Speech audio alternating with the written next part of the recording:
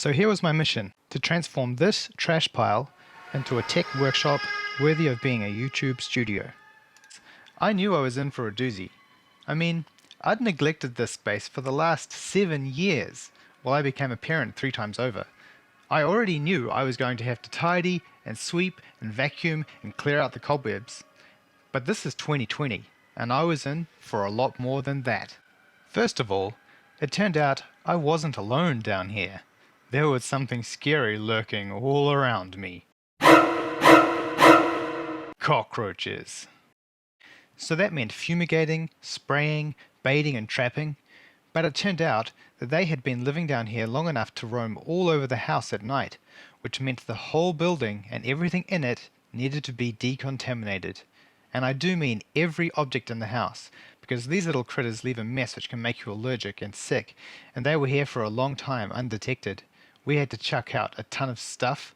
They even got on the roof and underfloor space and contaminated the insulation, so the insulation all had to get torn out and sucked out of the ceiling by this giant vacuum cleaner and replaced.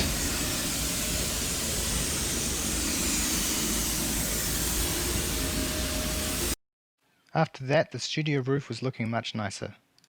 As a bonus, while the insulation guys were here, I got them to seal off all the bare earth under the building, which will make it a lot less damp and dusty down here.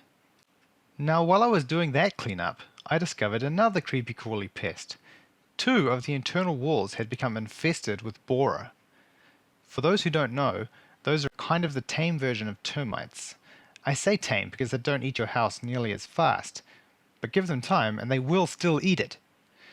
Now, when I investigated how far the infestation had gone, it turned out that I actually had to demolish 2 whole internal walls to deal with the invasion. Fortunately, they were DIY walls, which the previous owners had put in with untreated timber, and none of the original framing of the house was affected. Less fortunately, they had also infested my workbench, so I had to throw away the workbench, which I came down here to do my tech projects on in the first place. Now I needed to get supplies to make a new workbench, and the car I was using to make supply runs had a stuck rear hatch, so I couldn't open the boot to put supplies in. In case you're wondering, I was able to go out for supplies safely during all this, because we were fortunate enough to have eliminated COVID-19 here in NZ. So anyway, I had to get panel beating, and of course, the panel beater noticed some other things that would fail a warrant of fitness, so I had to go get a bunch of other repairs too. So I knocked off these challenges one by one, and when the dust was finally settling on all this craziness, and I thought I could finally see light at the end of the tunnel, this happened. Guys, I can't freaking believe this. So I'm getting really close now to my garage all being cleaned out and stuff and ready to go. New workbench, all that stuff. So my kids are having a bath and they accidentally sprayed a whole lot of water on the floor. And it turns out that when there's a bunch of water on our bathroom floor, it leaks through here and it falls right here next to my workbench and drips a little bit on my workbench. So now, instead of plumbing my next water-cooled PC, it turned out I had to do actual house plumbing. So I think I found the problem with the bathtub. It was that the bottom of this bathtub was just completely loose and unsealed. But now I've sealed all the way along the bottom. So hopefully that does the trick. So after taking care of that, cooking up some DIY security bars, and something else really special, I can reveal the final results.